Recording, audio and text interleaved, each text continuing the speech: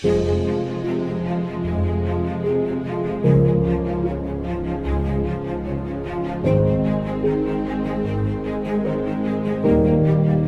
Doctor G Manimaran, retired professor of theology from V O Chidambaram college, Thoothukudi. நான் வந்து empty acupressure, MSc வர்மம் முடிச்சிருக்கேன். ஆயுஷில் சிசிஆர்எஸ் அரும்பாக்கம் இதில் வந்து வர்மா கமிட்டி எக்ஸ் மெம்பர், உப்பு கமிட்டிலையும் எக்ஸ் மெம்பராக இருந்திருக்கேன். கிட்டத்தட்ட ஒரு 25 வருஷம் எனக்கு இந்த வர்ம மருத்துவத்தில் அனுபவம் இருக்குது. வர்ம மருத்துவத்திலையும் இருக்குது, அக்குப்ரெஷர்லையும் இருக்குது. அதன் மூலம் தான் இந்த வர்ம மணியோசை என்ற சேனலை துவங்கக்கூடிய ஒரு வாய்ப்பு எங்களுக்கு கிட்டியுள்ளது. நான் டாக்டர் ரேணுகா. என்னுடைய மாஸ்டர் டிகிரியை மாஸ்கோவில் பீப்புள் ஃப்ரெண்ட்ஷிப் யூனிவர்சிட்டியில் முடித்தேன். என்னுடைய மேரேஜுக்கு அப்புறம் தான் எம்எஸ்சி வர்மமும் அக்குப்ரெஷரில் எம்டியும் முடிச்சிருக்கேன்.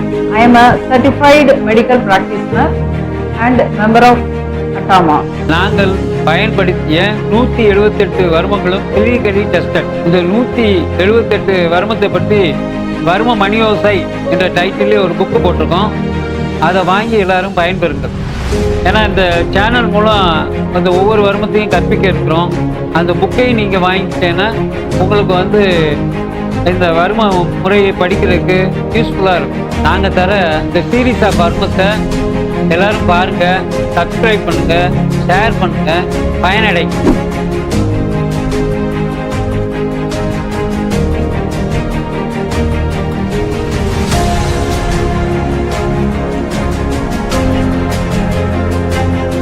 மூணாவது எபிசோட், சக்தி கூரடங்கல்.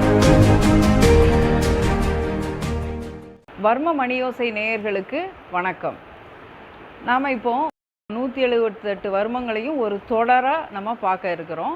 அதில் வந்து லொக்கேஷன், செய்முறை, அப்போ அதனுடைய பயன்கள் எல்லாத்தையும் ஒவ்வொரு வர்ம புள்ளியையும் தனித்தனியாக பார்க்க இருக்கிறோன்னு போன வீடியோவில் நம்ம சொல்லியிருந்தோம். இப்போ நீங்கள் வந்து இதை பார்க்குறதுக்கு முன்னாடி ஒரு பொதுவான தகவலை எல்லாருக்கும் பதிவு பண்ண விரும்புகிறேன். அது என்ன அப்படின்னா வந்து வர்ம மணியோசையில் உள்ள முதல் 2 வீடியோஸையும் கண்டிப்பாக எல்லாரும் ஒரு முறைக்கு 4 முறை பார்த்து உள்வாங்கிக்கோங்க. அதில் வந்து என்னென்னா வர்மம், வாட் இஸ் வர்மம், இரண்டாவது வந்து டூஸ் அண்ட் டோன்ட்ஸ், அதாவது வந்து வர்மம் அப்படின்னா என்ன அப்படிங்கிறத பற்றின விளக்கமும், அதுக்கப்புறம் எப்போல்லாம் நீங்கள் செய்யலாம், எப்போல்லாம் நீங்கள் செய்யக்கூடாது. அதில் முக்கியமாக ஒரு வர்மத்தை பற்றி பேசியிருக்கோம். அது என்னென்னா வந்து ஃபஸ்ட்டு சேஃப்டி வால்வ் அப்படின்னு சொல்லி குற்றி வர்மத்தை பற்றி பேசியிருப்போம். காதில் உள்ள குற்றி வர்மத்தை பற்றி. இது இப்போ வந்து நீங்கள் எந்த வர்மத்தை நீங்கள் அப்ளை பண்ணாலும், முதல் முறையாக செஞ்சு பார்க்குறீங்கன்னாலும் சரி, எந்த வர்ம செய்முறையை நீங்கள் செஞ்சாலும் இந்த குற்றி வர்மத்தை கண்டிப்பாக அசைச்சிக்கோங்க. இது வந்து பாதுகாப்பாக, அதாவது நீங்கள் தப்பாக பண்ணியிருந்தாலும் சரியாக பண்ணியிருந்தாலும் ஆற்றலை சமன்படுத்தி நீங்கள் செஞ்ச பிழையை அதுவே நிவர்த்தி பண்ணிடும். ஸோ இதை பற்றியெல்லாம் ரொம்ப விளக்கமாக அந்த 2 வீடியோலையும் சொல்லியிருக்காங்க. நீங்கள் அதை நல்லா பார்த்து உள்வாங்கிட்டு அதுக்கப்புறம் இந்த வர்ம புள்ளிகளை கற்றுக்கிட்டு அதை ஒன்று ஒன்றா செய்ய பழகுங்க.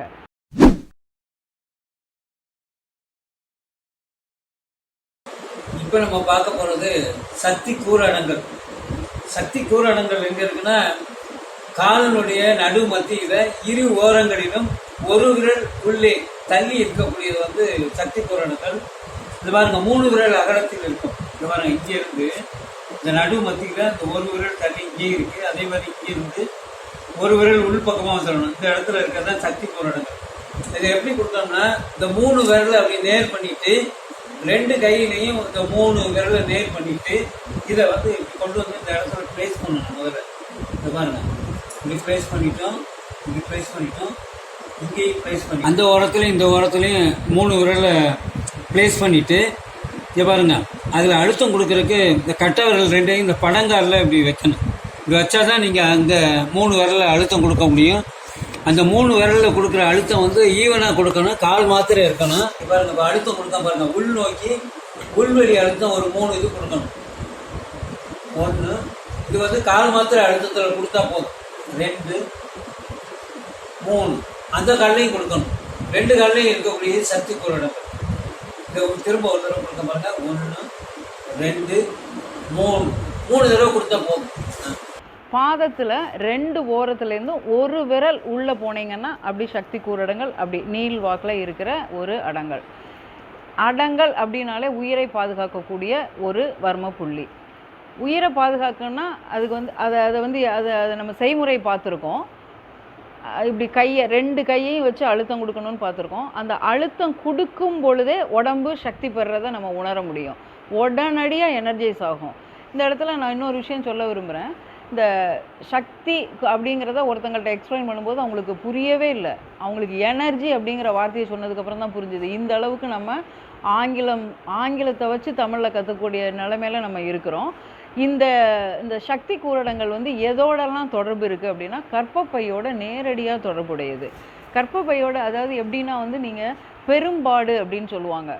ஓவர் ப்ளீடிங், அதை தான் பெரும்பாடுங்கிறது வந்து என்னென்னா சில பேருக்கு மேனபாஸ் பீரியட்லேயும் வரும், சில பேருக்கு வந்து கர்ப்பப்பையினுடைய இயக்கம் நல்லா இல்லாத சமயத்துலேயும் இருக்கும். இந்த 2 சமயமும் அதாவது 15 நாள் 20 நாள்னா இரத்தப்போக்காகி அப்படியே அசந்து அப்படி ஒன்றுமே இல்லாமல் வருவாங்க. அப்படி எனர்ஜியே இல்லாமல் என்ன செய்யன்னு தெரியாத அவங்களெல்லாம் நாங்கள் படுக்க வச்சு அப்படியே இந்த கொடுத்து ஒரு அரை மணி நேரம் வெயிட் பண்ணி திருப்பி ஒருக்க கொடுத்து அப்படி 3 தடவையெல்லாம் செஞ்சு அற்புதமாக வேலை செய்யக்கூடிய ஒரு அடங்கல் இந்த சக்தி கூரடங்கல். இது வந்து எப்படி கர்ப்பப்பைக்கு ஆற்றல் தருதோ அதே மாதிரி குடலையும் பாதுகாக்கக்கூடிய ஒரு அற்புதமான வர்மம். குடலையும் இதே ஆப்ரேஷன் தான், சேம் ஆப்ரேஷன் தான். நீங்கள் கொடுக்கும் பொழுது குடலில் எந்த பிரச்சனை இருந்தாலும் தீர்க்கும். அதுக்கப்புறம் வந்து உடம்பு பூரா ஆற்றலை தரக்கூடியது. எப்போ நம்ம டயர்டாக இருந்தாலும் மிதமாக சக்தி கூரடங்கள் கொடுத்தோன்னா உடனடியாக உடம்புல ஒரு எனர்ஜி கிடச்சிரும். ஸோ இது கர்ப்பப்பையை பாதுகாக்குது, குடலை பாதுகாக்குது, உடம்பினுடைய சக்தி ஓட்டத்தையே இது கரெக்ட் பண்ணக்கூடிய ஒரு அற்புதமான ஒரு வர்மம்.